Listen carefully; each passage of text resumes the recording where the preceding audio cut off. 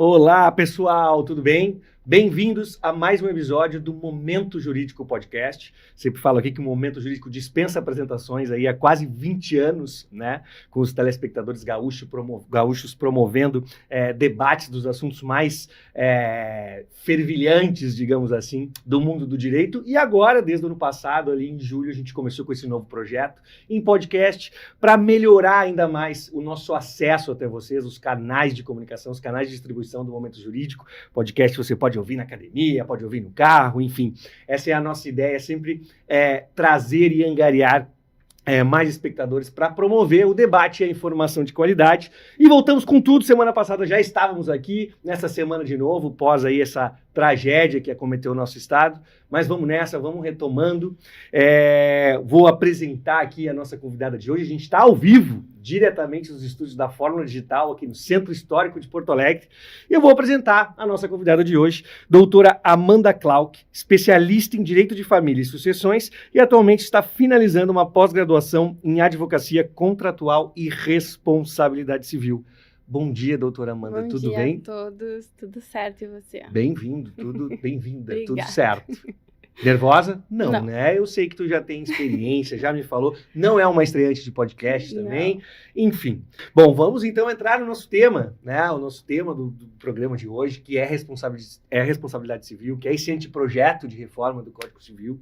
Dá um resumo para nós, pode ser, um pouco desse anteprojeto, dessa reforma, para a gente situar quem tá nos assistindo e depois a gente explora isso. A reforma do Código Civil, ela tem sido alvo de expressivos e corriqueiros debates, né? O anteprojeto, ele foi elaborado em 7 meses, onde há expressivas mudanças no sistema jurídico, o que, por óbvio, é um tempo extremamente ínfimo e insuficiente para nós trabalharmos numa matéria de tamanha relevância.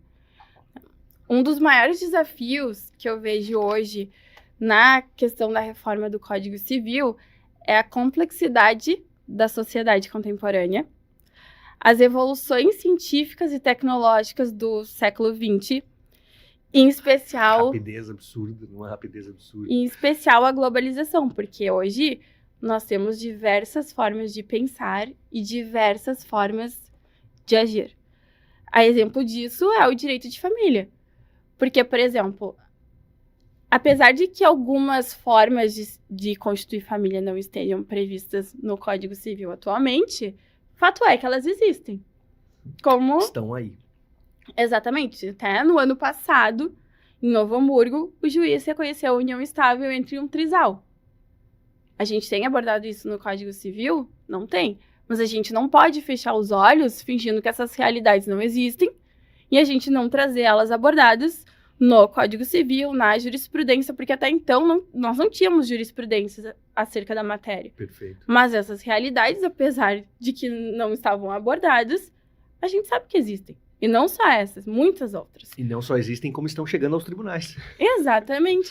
Então, eu acho que a maior dificuldade de hoje da reforma do Código Civil é a gente atender a todas essas demandas. Porque são muitas. Sim. E são muitas que, inclusive, fogem do nosso conhecimento. E por conta da tecnologia, as coisas vão se modificando muito. Rapidamente. Tanto é que, agora, com a reforma, a gente tem um capítulo específico para o direito digital. Que é algo de suma relevância. Mas é algo que, na minha experiência prática, uma das questões que eu mais gostaria que tivesse abordada não está, que é a concorrência desleal digital. Nós temos hoje na nossa rede, nos contratos que a gente faz da rede de franquia, certo, que se tu encerra o contrato de franquia empresarial, tu não pode abrir uma outra franquia do mesmo ramo, em um determinado espaço de territorial. A famosa cláusula de não concorrência. Exatamente, um determinado... 5 anos, enfim. A gente normalmente coloca 2. Ah, perfeito. 12, 24 meses. Mas, o que tem ali? Que tu não pode abrir uma franquia num espaço territorial. Um espaço determinado, e tá, um determinado espaço de tempo também. Só que o que acontece? Que, inclusive, é um caso que eu sustentei semana passada no TJ de São Paulo. Hoje, a gente tem a concorrência desleal digital. Porque eu posso usar meu Instagram para atrair clientes para minha franquia, que hoje, digamos, é a franquia X, Então, eu encerro o contrato com essa franquia. Semana que vem, eu abro uma outra franquia em outro estado. Ou seja, não estou Não tá infringindo essa cláusula, tá? E aí, eu uso o mesmo Instagram. Entendi. E aí, nós temos um problema.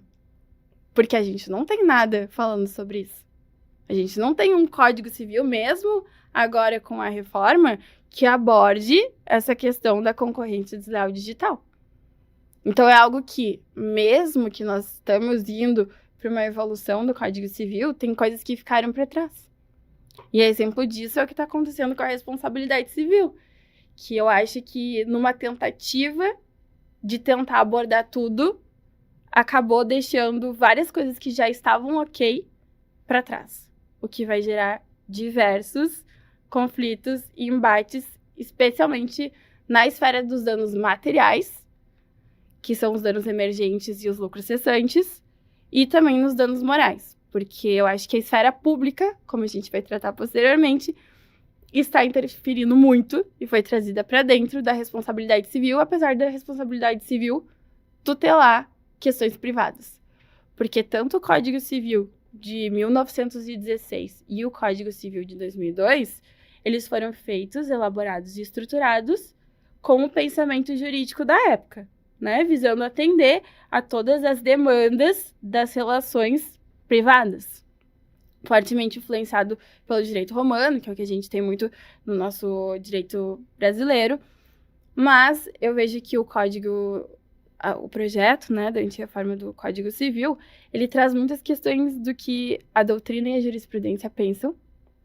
E a gente, talvez, até por ser uma coisa um pouquinho polêmica, e não necessariamente tomando partido, mas é algo que a gente tem que pensar. Algumas coisas estão sendo confundidas. Porque a gente está transferindo para a mão do desembargador, para a mão da doutrina, algo que é de competência do legislador. A gente está trazendo o que a doutrina, o que a jurisprudência pensam para dentro do Código Civil. E aí nos cabe pensar se isso é realmente adequado. Porque aí não faria sentido a gente ter um Código Civil. É claro que a doutrina e a jurisprudência hoje contribuem de uma forma extremamente expressiva. Tanto é que quando eu estava em São Paulo, quando nós não achávamos entendimentos no Tribunal de São Paulo, a gente sempre buscava no Rio Grande do Sul. E isso não fui eu que disse, viu? Foi meu chefe, advogado que eu trabalhava lá, que dizia, a gente sempre procura depois no Tribunal do Rio Grande do Sul. Nossa convidada da semana passada falou a mesma coisa. Porque as nossas jurisprudências aqui realmente são muito boas. Perfeito. E por óbvio, a jurisprudência traz a realidade, então não tem como fugir de que ela vai estar presente na reforma do Código Civil, mas a gente tem que ter um filtro de quem é que vai trazer essas realidades, claro. E a gente não transferir necessariamente para a mão do desembargador, para a mão do doutrinador, que contribuem sim muito, mas essa responsabilidade de legislar alguma coisa. Sim. Então a gente tem que fazer um filtro aqui, e isso fica muito evidente com as modificações que ocorreram. Perfeito. Bom, nossa, minha cabeça está fervilhando aqui. Antes da gente vai falar sobre essa parte dos danos que tu mencionaste, dos lucros cessantes, ali na frente. Logo agora, mas antes eu queria 3 questões sobre essa tua primeira narrativa. E depois dessa parte dos danos, eu estou muito curioso para ver esse reflexo como sociedade, enfim, porque eu sou consultor de empresas, então eu sei que isso vai afetar muitos dos meus parceiros de negócio. Mas antes disso, deixa eu te perguntar. Fato é, 7 meses, indiscutivelmente um período muito, muito pequeno para se ter algo desse tamanho. Isso, agora aqui, doutora Amanda, estou perguntando a tua opinião mesmo, né, como profissional atuante nessa parte. Então, essa primeira pergunta, eu queria saber isso, se é muito pouco tempo e, na tua opinião, assim, que tipo de cadeia de processos ou de alteração tu sugeriria? Porque é o seguinte, como tu bem falaste, já está chegando nos tribunais, o que não está sendo considerado. Como fazer? Porque assim, a sociedade está mudando rapidamente e aí ela muda, acontece alguma coisa, chega nos tribunais para daí se pensar em como trabalhar isso. Como que a gente mitiga os possíveis problemas de algo assim?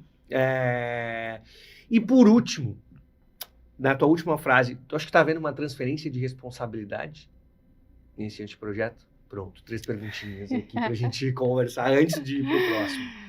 Eu acho que o anteprojeto, em muitas áreas, ele veio para agregar muito, inclusive com a doutrina e com a jurisprudência, já te respondendo a tua última pergunta. Tá. E eu acho, sim, que 7 meses é muito pouco para a gente avaliar questões de muitos anos. É muito complicado a gente, em 7 meses, elaborar um anteprojeto, e essas implicações a gente está vendo no próprio anteprojeto, Sim. que a gente tem que fazer uma comparação, um liame, por óbvio, com o que vem acontecendo na prática, mas a gente também não pode perder as outras questões que influenciaram os outros códigos. É óbvio que a gente precisa de mudanças. Isso é evidente, como eu te disse, especial no direito de família, que é algo que vem mudando muito. Certo. Agora, não necessariamente porque o código é antigo, que ele não atende às realidades que a gente tem hoje. Perfeito. Não é porque o código é de 2002 que teve uma forte influência do Código 16, até porque não foram tantas mudanças que ocorreram na época, que ele necessariamente precisa ser modificado. Sim. Tem ou em tudo, né? Que ele não tem bases bem fundamentadas, digamos assim. Exatamente. E a gente levou muito tempo talvez anos, né, para consolidar determinados conceitos na jurisprudência. Então, agora, com o projeto de antirreforma ali do Código Civil, ele traz de novo termos muito vagos. E que aí, tudo bem, a reforma vem para agregar, vem para mudar, vem para trazer vários horizontes para determinadas coisas que a gente realmente precisa. Mas aí a gente abre espaço para conceitos jurídicos indeterminados novamente, em que a gente vai demorar anos, talvez, de novo, para a doutrina nos responder o que é uma situação de risco, o que é um montante razoável para ser indenizado. Perfeito. Então, a gente precisa ponderar muito essas questões que estão sendo levadas para a reforma, e por conta de todas essas questões que são extremamente expressivas, não tem como a gente fazer isso em 7 meses. Perfeito.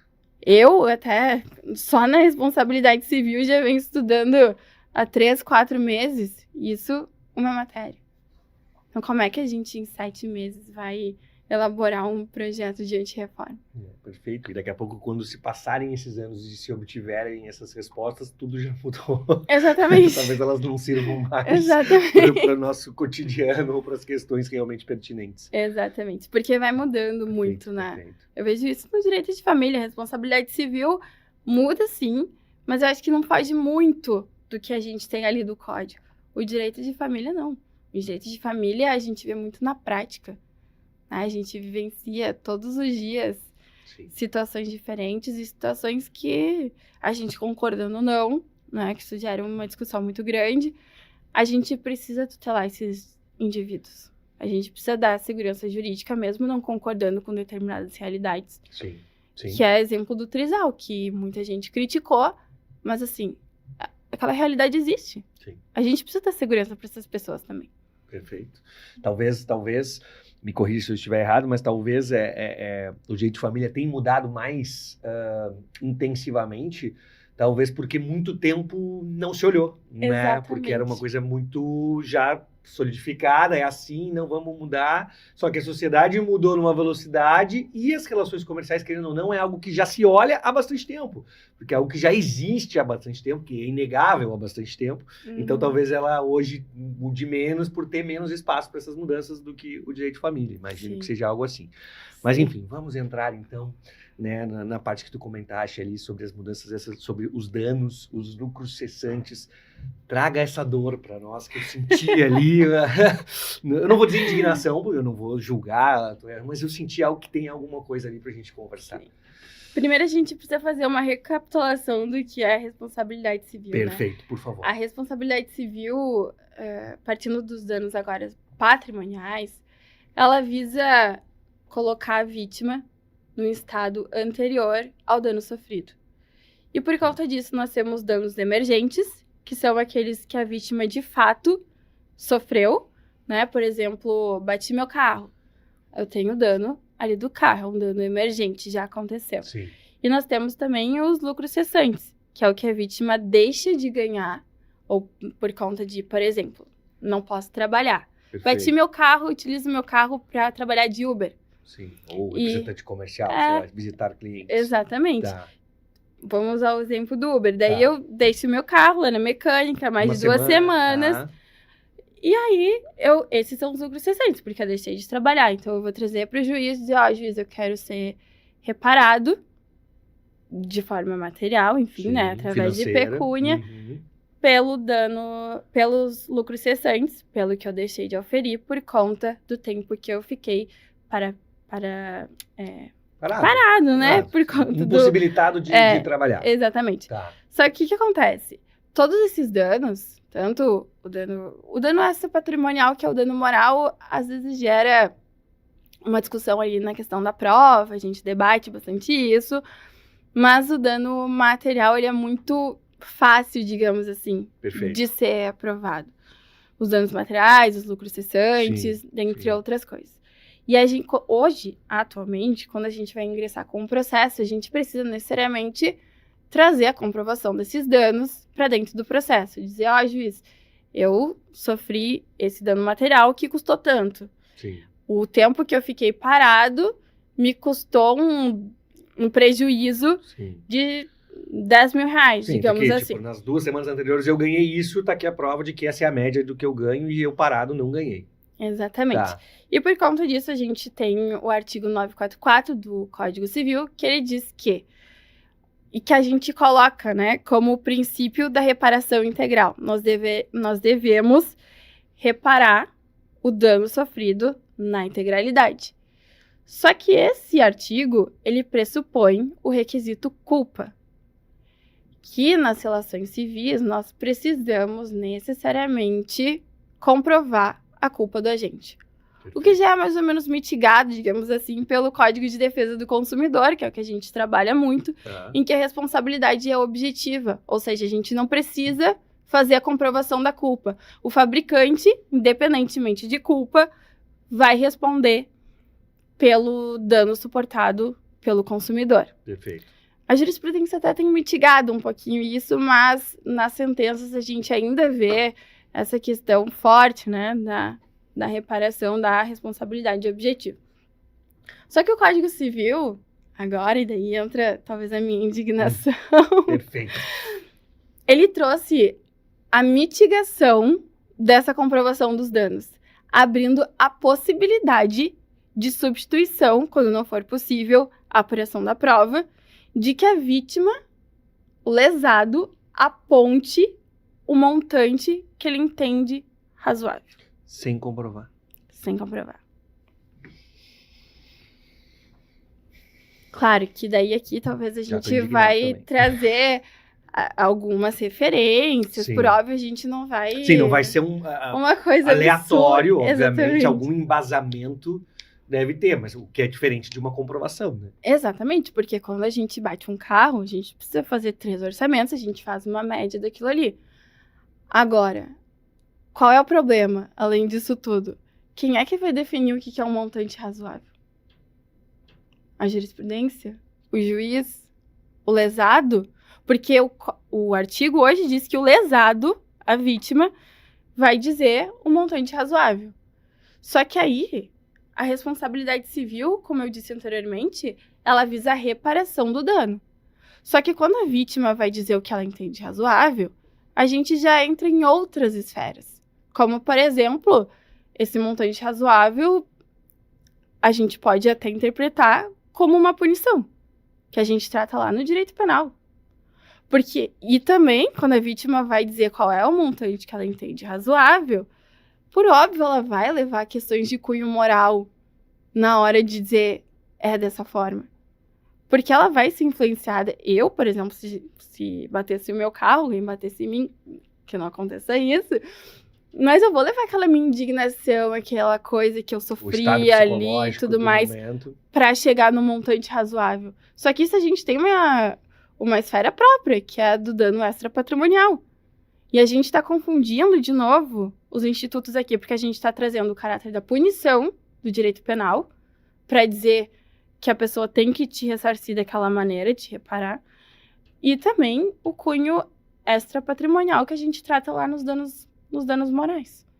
Então aqui surge uma problemática muito grande. Sim, enxergo que tu trazer, como tu está dizendo, trazer esse fator de punição sem analisar a culpa, né? Porque tu acabou de dizer que essa parte de culpa está mitigada, já gerou para mim, que não sou advogado, né? Sou talvez um membro da sociedade que já passou por isso, já gera uma confusão.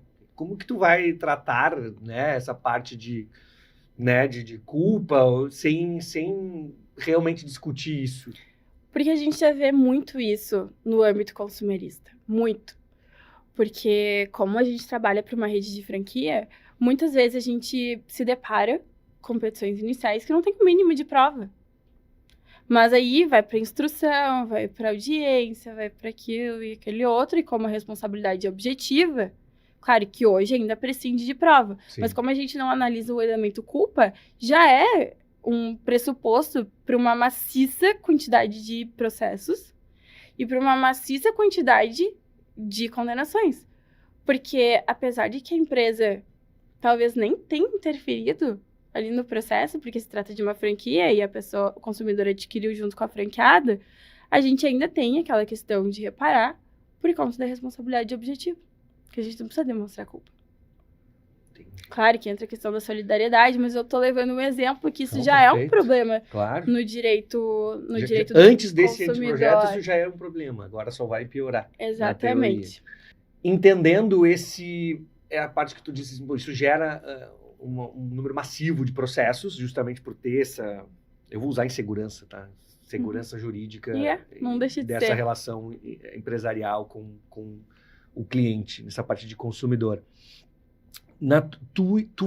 Tu agora, como profissional atuante, tu vê muita má fé Muita. Da vítima? Muita. É? Isso não só no âmbito consumerista, como também da responsabilidade civil. Porque essa questão das pessoas ir lá e atribuírem um montante razoável, a gente se depara com um problema, por exemplo, de colchão, em que a vítima teve um problema nas costas e ela pede 10 mil reais, 20 mil reais de indenização por uma dor nas costas. Por uma dor. É. Então, assim, a gente já vê hoje na prática algumas coisas bem absurdas nesse sentido.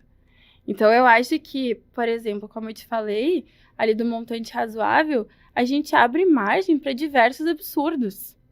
E não só isso, a gente abre margem, de novo, para a gente depender da doutrina, da jurisprudência, de conceituarem o que é um montante razoável. Que daí a gente só vai verificar isso no curso da instrução, porque a vítima não vai consultar a jurisprudência ou a doutrina, ou seja lá o que for, para verificar o que seria, o que a jurisprudência está entendendo sobre o montante razoável. Sem contar que muitas dessas ações da responsabilidade civil tramitam no juizado especial civil. Sim. Em que as pessoas entram sem advogado.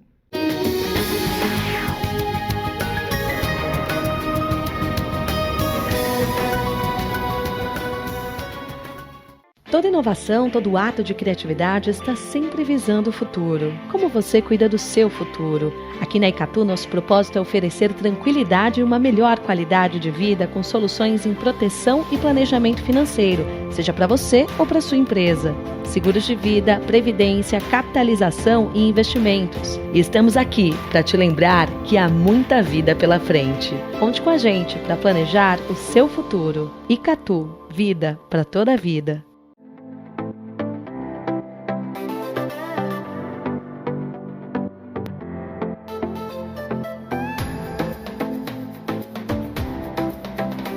Oi pessoal, eu tô aqui de casa nova, quero apresentar para vocês a minha nova casa, minha e da minha equipe. A partir do dia 5 de março, nós estaremos atendendo aqui no salão do meu querido Marcelo Maschi, aqui na rua Anita Garibaldi, número 926.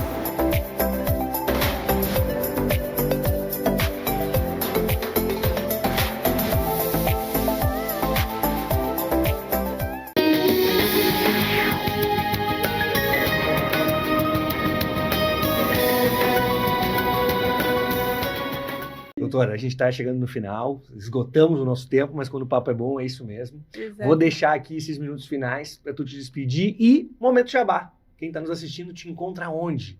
Quem está nos assistindo precisar de orientação, precisar dos teus serviços, seja no direito de família, seja no direito, né, de responsabilidade civil, no direito empresarial, onde que a gente te encontra? Fala pro pessoal, dá o teu recado aí, que estamos aos finalmente. Atualmente eu trabalho no escritório aqui em Porto Alegre, junto com a doutora Letícia Ferrarini, no Rocha Advogados, que a gente tem uma gama enorme de empresas no âmbito trabalhista, mas a gente também presta serviço de todas as áreas. Certo. Fica aqui no Menino Deus, no meu Rocha Advogados. A gente vai disponibilizar todas as informações. Por favor, depois, sim. E aqui na questão da responsabilidade civil, já finalizando, eu acho que a gente tem que sim estudar e se aprofundar muito nessa questão, porque é algo que, embora a gente esteja tratando de uma realidade hoje vigente, amanhã pode ser modificada, e a gente precisa sim ter uma atenção muito precisa quanto às modificações que a gente está trazendo ali. E não pensar somente no hoje, só no que a jurisprudência pensa, só no que a doutrina pensa, e verificar quais são esses impactos futuros para que daqui 10 anos a gente não precise estar reformulando o Código Civil. Perfeito. E também que a gente não dependa sempre da jurisprudência e da doutrina para conceituar questões que a gente pode sim trazer desde na reforma do Código Civil. Porque se a gente está debatendo aqui dizendo que a gente vai precisar da doutrina e da jurisprudência para dizer o que é um possível dano, um montante razoável, por que já não trazer abordado aqui? Por que já não trazer os critérios que vão ser adotados para que a gente dê uma maior segurança jurídica, não só para quem vai ter que fazer uma defesa ou para um juiz que vai ter que julgar esse tipo de coisa, mas também para a vítima. Sim, claro. Entrar com um processo coeso. Segurança nós como sociedade também. Exatamente. E a gente precisa também verificar toda essa questão da gente transferir para o judiciário a resolução de questões que não necessariamente dizem respeito ao judiciário. Então, aqui fica uma reflexão de que se a gente precisa, de fato, fazer algumas modificações no código para algo que já vem funcionando bem. Não é porque o código vai ser modificado, porque o código é antigo, que a gente precisa necessariamente fazer mudanças tão expressivas, pelo menos nesse momento. Perfeito. Claro que tem outras áreas, como o direito de família, que eu realmente acho que sim, tem que fazer várias mudanças. Mas a responsabilidade civil, em especial a questão dos danos materiais e dos danos morais, eu não acho que a gente precise fazer mudanças da forma que estão sendo feitas. Perfeito. Podemos melhorar, sim. A gente sempre pode melhorar. Sempre podemos evoluir. Mas não trazer mais questões que vão ser mais problemas ainda e que a gente vai ficar sempre dependendo de um terceiro para resolver algo que a gente poderia e que a gente quer ter consolidado por intermédio de um código, né? Que é o que a gente usa como base para tudo. Para que se exista uma resolução mais prática. Exatamente. Perfeito. Doutor, um prazer te conhecer. Foi ótimo bater esse papo contigo. Tenho certeza que quem assistiu viveu as emoções que a gente viveu aqui. Eu mesmo fiquei indignado, depois fiquei perplexo, depois, enfim, não fiquei tranquilo em algumas horas, mas tá tudo certo, né? É isso mesmo que a gente tem que passar, o direito é isso. Então, muito obrigado pela tua presença. Eu que agradeço. Seja sempre bem-vinda aí. Obrigada. Vai voltar, né? Já falamos, para lançar, mas não vamos dizer o quê. É isso, pessoal. Esse foi mais um episódio do Momento Jurídico Podcast. Abordamos um tema hoje que, para mim, foi muito interessante, particularmente falando, e tenho certeza que para quem assistiu também, porque, como ela bem deixou claro e deu spoiler no início, reflete em todos nós como sociedade. Mas é isso. Até a próxima. Foi mais um programa aqui diretamente dos estúdios da Fórmula Digital, ao vivo, no Centro Histórico de Porto Alegre. E vamos nessa. Tchau, tchau.